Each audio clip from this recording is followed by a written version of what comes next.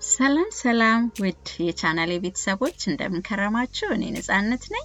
ዛሬ ደግሞ በአዲስ ቪዲዮ ተመልሼ መጥቻለሁ። ለዛሬ የሚሆነው እንግዲህ ቢፍ stroganoff እንሰራለን። አብራችሁኝ ቆዩ።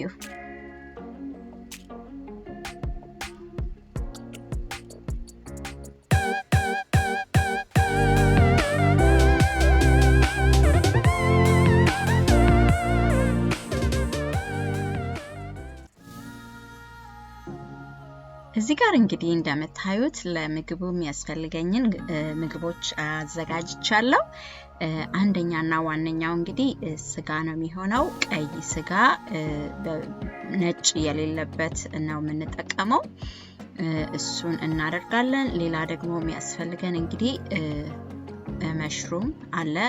ሽንኩርት የተጠቀምኩት ሽንኩርት እንግዲህ ቢጫውን የፈረንጅ ሽንኩርት ነው። ሌላ ደግሞ ዋይት ዋይን አለኝ እና ደግሞ መረቅ አለኝ፣ የሚት መረቅ አለኝ። ሌላ ሳውር ክሬም ትንሽዬ 2 ማንኪያ የሚሆን ዱቄት፣ ነጭ ዱቄት፣ ሌላ ነጭ ሽንኩርት፣ ወርሰሻየር ሶስ፣ ማሽሩም። እዚህ ጋር ደግሞ የምታዩት የከታተፍኩት ፐርስሊና chives ናቸው። ሌላ ትንሽ የገበታ ቅቤ ነው። እና እንግዲህ እዚህ ጋር እንደምታዩት ስጋዬን በመከታተፍ ነው የምጀምረው። የምከትፈው ለባይት የሚያህል ሆኖ ግን ደግሞ በጣም ስስ አድርጌው፣ ምክንያቱም ለረጅም ሰዓት ስለማናበስለው ስስ ሲሆንልን እሳት ቶሎ ይገባዋል፣ እሳት ላይ ብዙ ስለማናቆየው ማለት ነው። ስለዚህ በጣም እንደዚህ ሳሳ አድርጌ ከትፈዋለሁ ማለት ነው። ነጩን ደግሞ እንዳለ አወጣዋለሁ። ያው ነጭ ፋት አያስፈልግም ለዚህ ሬሲፒ። ፋቶቹን እንዳለ አወጣዋለሁ እንደተቻለኝ መጠን ማለት ነው። በተቻለ አቅም ቀይ ስጋ ቢሆን ይመረጣል። እንግዲህ እኔ የተጠቀምኩት ስጋ sirloin ነው። እናንተ እንግዲህ የሚመቻችሁን ተጠቀሙ። ለስቴክ የሚሆን ስጋ መጠቀም ይቻላል። ብቻ ቀይ የሌለበት እና እንደዛ እናደርጋለን። ምክንያቱም ግሪሲ መሆን የለበትም ለዚህ ሬሲፒ፣ ለዛ ነው። እንግዲህ እንደምታዩት ሁሉንም በደንብ ስላይስ አድርጌ ከታትፊያቸዋለሁ እንደምታዩቸው። አሁን ደግሞ ማሽሩሜንም ልክ እንደዛው ስላይስ አደርገዋለሁ። ሳሳ አድርጌ እንደዚህ ያደረኩ ማሽሩሞቹን ከታትፋቸዋለሁ ማለት ነው። እና እንግዲህ በዚህ አጋጣሚ እንግዲህ ወደ እኔ ቻናል የመጣችሁ እንኳን በሰላም ወደ ነፂ ሊቪንግ ቻናል መጣችሁ ላለው ሰብስክራይብ በማድረግ ወደ ቤተሰቡ እንድትቀላቀሉ በትህትና ጠይቃለሁ። ነባር ጓደኞቼ፣ ቤተሰቦቼ፣ ጓደኞቼ በሙሉ ደግሞ እጅግ አርጌ አመሰግናለሁ። እስከዛሬም እያበረታታችሁኝ በርቺ አይዞሽ እያላችሁ ላይክ፣ ሼር፣ ኮሜንት እያደረጋችሁ ስታበረታቱኝ ለነበረ ሁሉ ምስጋናዬ ላቅ ያለ ነው። አሁንም አብሮነታችሁ አይለየን። እንግዲህ እዚህ ጋር ምን አደረግኩ? ያው በመጥበሻ አጋልኩኝና እሱ ሞቅ ሲልልኝ በእጄ እንደዚህ ያደረኩት ለማየት ነው ቴምፕሬቸሩን። እና ስጋውን እጨምራለሁ። ለ3 ደቂቃ ያህል ነው የምናበስለው። በአንድ በኩል 1 ደቂቃ ከግማሽ፣ በዛኛውም እንደዛው። እና በቃ እዚህ ላይ ትንሽ ጨውና ቁንደ በርበሬ እጨምራለሁ ማለት ነው።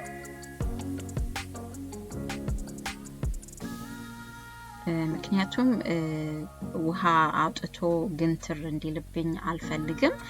ስለዚህ በሰል ነው የማደርገው ማለት ነው። ልክ እንደዚህ እንደምታዩት በሰል አደርገዋለሁ።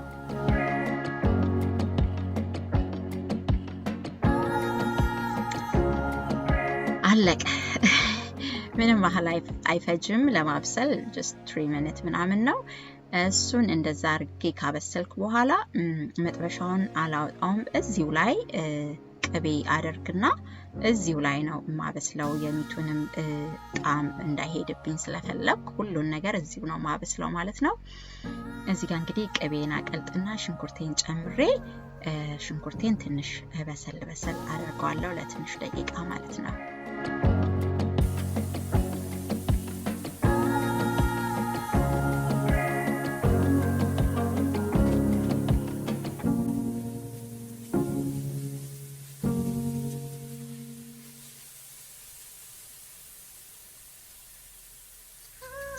ቁንደ በርበሬ ያደረኩኝ ትንሽ ጨው ጨምሬያለሁ።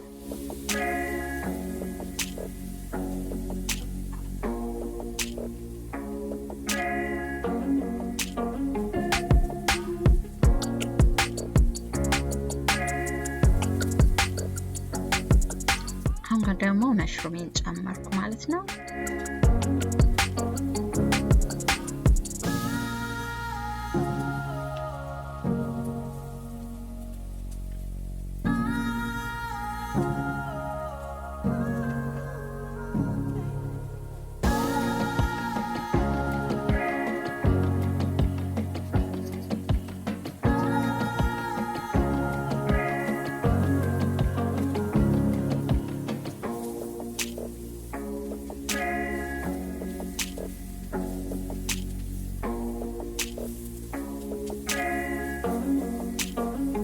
መሽሩሜንም እንደዚህ ትንሽ በሰል ካደረኩት በኋላ እንደምታዩት ቆንጆ ሆኖ በስሎልኛል። በደንብ እሳቱን አግኝቷል። የምፈልገውን ያህል ስለበሰለልኝ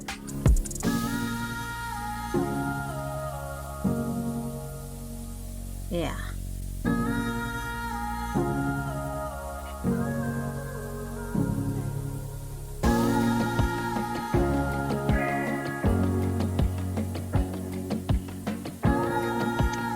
ሽንኩርቴን ትንሽ 1-2 ራስ የሚሆን ነጭ ሽንኩርት እሱን ጨምርና እሱንም ትንሽ ከመሽሩሙና ከሽንኩርቱ ጋር እንዲገናኝ ትንሽ አቆየዋለሁ።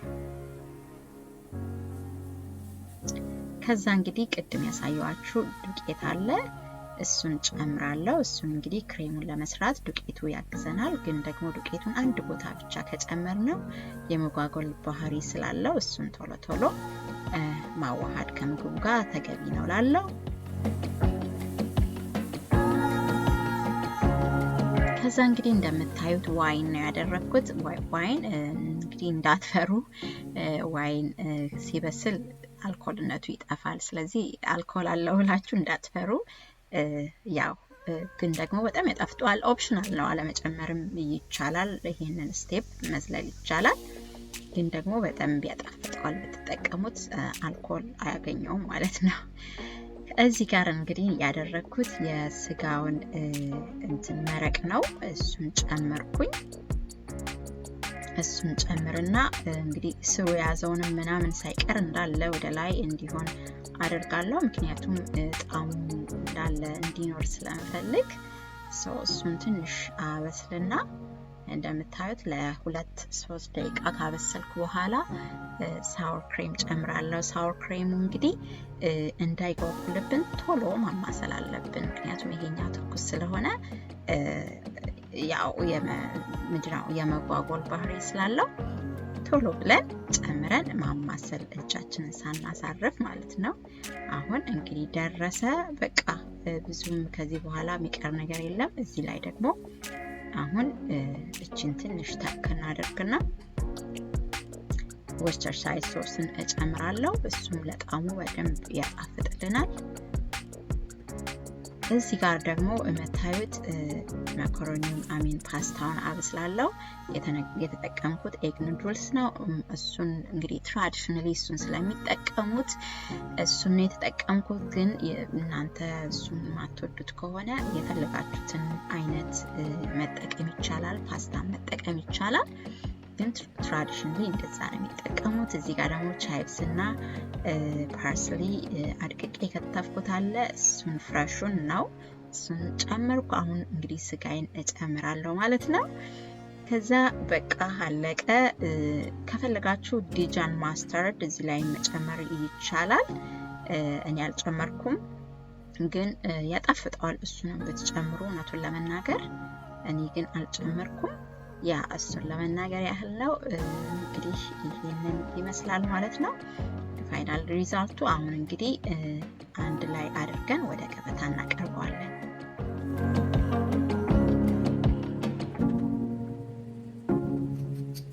ቁንዶ በርበሬ ትንሽ አደርግበታለሁ።